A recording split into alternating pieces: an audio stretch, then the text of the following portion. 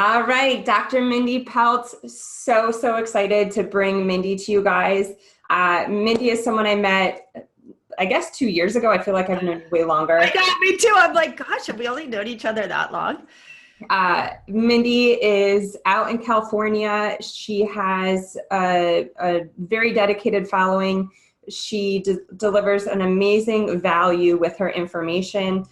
She's very active on YouTube. I'll share all her platforms later. Mindy basically teaches virtually on ketosis, detox, and fasting. One of the things I love about you, Mindy, is you take the complicated, you simplify it, and you're very direct.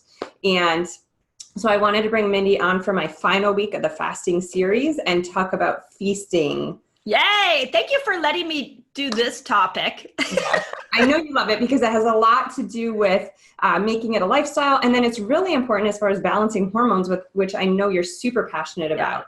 Yeah. And it's something that was just not talked about in the fasting culture enough, because people get so excited about fasting that they just want to keep fasting. They're like, oh, this is great. Let's just keep doing this. But as you experience and see with your patients, you will get stuck. It can tank your hormones. So I think feasting is really important to talk about.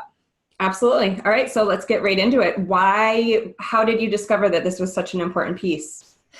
So that's a really good question. And as I'm sure you've already told in your series, that so many of these things we discover from our own journeys, right? So I fell in love with keto and fasting for myself. I would say the back half of my 40s, I loved what it did I didn't have to work out as much and I could stay, the weight I wanted to stay. I love the energy. I love the mental clarity, like everything that everybody loves about keto and fasting. And then I started to notice that I was having some anxiety. Like I couldn't, and for me, the anxiety showed up more like I just couldn't relax in my body. So I would be on vacation or at the beach with my family, and I just felt like this sense of dread, this sense of like, I can't calm my body down. And I started to see a pattern that it was happening around the week before my cycle. And so I ran a Dutch test on myself, and it was like, boom, like huge eye opener. When I ran the Dutch test, I had the hormones, my estrogen, my progesterone, my testosterone was that of it was worse actually than a postmenopausal woman. And I hadn't even transitioned through menopause yet. So my hormones were tanked. And that's when I realized, oh my gosh, all this keto and fasting is I have to put in some feasting. I've got to cycle this in because it is tanking my sex hormones. It may be helping, insulin, but it's not helping my sex hormones.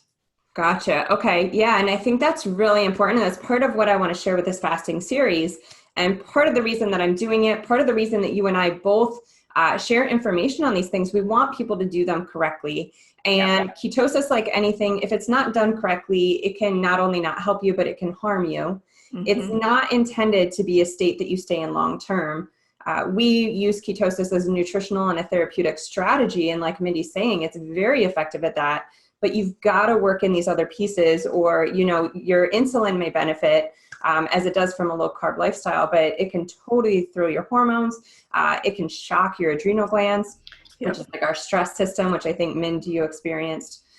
So it's key that it's done correctly. And adding in the weekly feast day is such a huge part of that. Yeah. And I think that's the hard part. And I see this on my social media platforms that people are like, okay, just tell me then, when should I feast? And it really depends on where you are in your cycle. If you're in your 20s and 30s, then you want to feast that definitely the week before, and we can dive into that before your cycle. If you're a woman that's perimenopause, our cycles are all over the place. And that is a little more complicated. And then postmenopausal women, also a little more complicated. So I think there's no cookie cutter answer, but there are some great principles you can apply. Okay. Yep. And we'll get into that. And then for men too, right? This impacts men as well. Yeah. I think for men, I do believe fasting's easier for men. I think the principle that men need to think about is that it's like I'm sure, have you explained the wood on the side of the cabin theory? Yeah, but go ahead. It's always good to hear. No, I think this is really important, is that think of stored glucose, stored insulin, like very much like if you had a winter cabin and it was about to get cold, you only had a wood burning stove, you look outside, you got a big pile of wood, it's getting cold, you start burning wood to stay warm. Months go by, all of a sudden one day you look out and you realize, oh my gosh, my wood pile is very small. I better slow down how much wood I'm burning.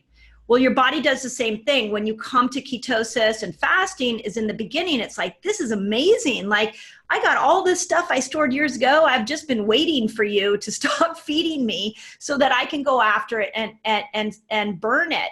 But if you stay in that keto and fasting lane for too long, eventually the body goes, okay, I'm not sure when more is coming.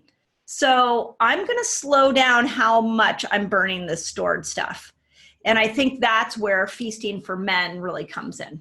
Perfect. Okay, so let's get in some details around that. What is it in particular that's important about the feasting, say from like a biochemical component? Like, what is the feasting? What do the carbs do for us that makes it important to include them?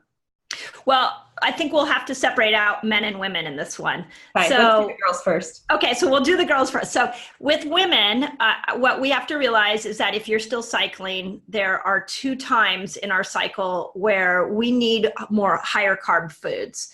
I believe the most important time is around day 21. That's when we need the most amount of progesterone. Progesterone is what sheds that uterine lining and allows us to actually have a cycle. So it's also one of the key hormones that allows women to get pregnant. So if you're dealing with infertility, and it definitely, the perimenopause woman understands progesterone because it's going down as we go into our 40s. So what do you need to feed progesterone? You need beans, squashes, rice, all kinds of potatoes, tropical fruits, citrus fruits. These are not foods that we eat in the keto world. So I encourage women on day 21, if you have a cycle, to really dive in and start to eat those foods. The new thing that I've been adding in is that we also get a spike of estrogen around day 12, 13. And you also need to eat some of those foods I just mentioned at that point, plus looking at like some phytoestrogens, like believe it or not, one of the foods that has the highest amount of, will stimulate the most amount of estrogen is dried apricots. And it's like, well, nobody would eat dry. I mean, who in the keto world, we don't do dried fruit anymore. Right. But on day 13, 14, when your body needs some estrogen right before ovulation, you want to look at like flax seeds, the beans again, some dried apricots, and you want to go in like a day and boom, try to build up some estrogen. So I think the feasting biochemically, we need to look at it with those sex hormones. Where are those 2 spikes? And it's really the one of the big spikes, like I said, is around day 12, day 13 for estrogen, and it's day 21 until you actually have a cycle for progesterone. Perfect. Okay. And so for women in general, you know, this it can sound a little bit complicated, but it becomes really simple once you start playing around with it. I think for a lot of people that decide to hop in and really embrace fasting and really embrace getting into ketosis and becoming what we call keto adapted. So it doesn't mean you stay in ketosis. It means you use it and you teach your body to run mainly off fat. Mm-hmm. And that your body knows what to do when you don't have glucose constantly coming in. What a lot of people tend to do is they go into like this 5-1-1 kind of maintenance schedule. So they'll do 5 days of intermittent fasting, 1 day a week of feasting, 1 day a week of a longer fast. Yep. And then as Mindy's saying, you know, for someone who still has their cycle, throwing in these feast days, as she mentioned, are really important. And I had a major experience with this. It was so fascinating. So Mindy and I go to a lot of the same seminars, and the seminars we go to, they often have blood meters for us to test our ketones and our glucose. And one of the seminars I went to, I was actually, you know, just about ready to start my cycle the next day. And I wanted, like, I call it farmer's breakfast. Like, Jason just knows sometimes I need my farmer's breakfast. And I usually eat low carb. I like to eat really clean most of the time.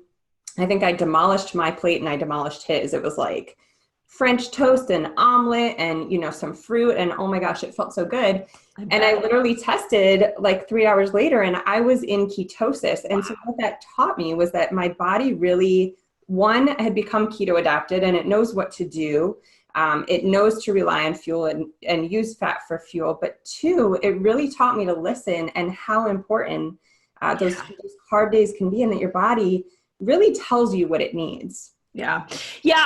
I think a good progression for people is understand how to get into ketosis first. Before you play with too much of the variation, just get the principles of fasting down, intermittent fasting, ketosis. Once you can look at a blood meter and you're like, oh, I'm in ketosis, or as those of us have been doing it for a while, then we have a sense when we're in ketosis. Like I'm sure you get this, where it's like usually about noon every day. I'm like, boom, there I am, right? It's the greatest feeling ever. Yeah.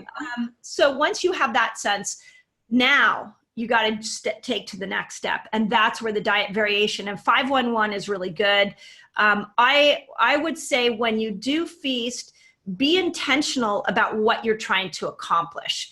And I think that there are 3 things you can accomplish on a feast day. You can increase your hormone production, you can increase protein, or you can do what I call the release valve, which is what you just described, which is my body is just really hungry. I don't know what's going on. I just am diving into this farmer's breakfast.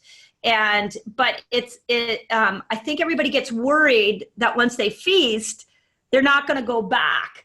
They're going to like all hell's going to break out, break loose. Mm-hmm. And I think if you master ketosis first, and then you get intentional with one of those 3 types of feasting, you'll find that this is the most fun way to eat I've ever had in my entire life, because there's so much flexibility.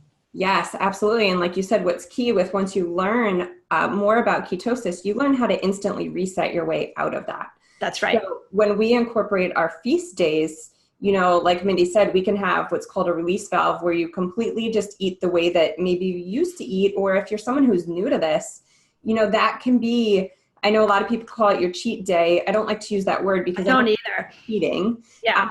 But you can use that day as you're starting to maybe phase out of your older habits. Yeah. And it's funny because the longer you're doing this, the less you're going to crave that kind of food. And that's right. Actually phases out. Yeah. And move to that higher quality food.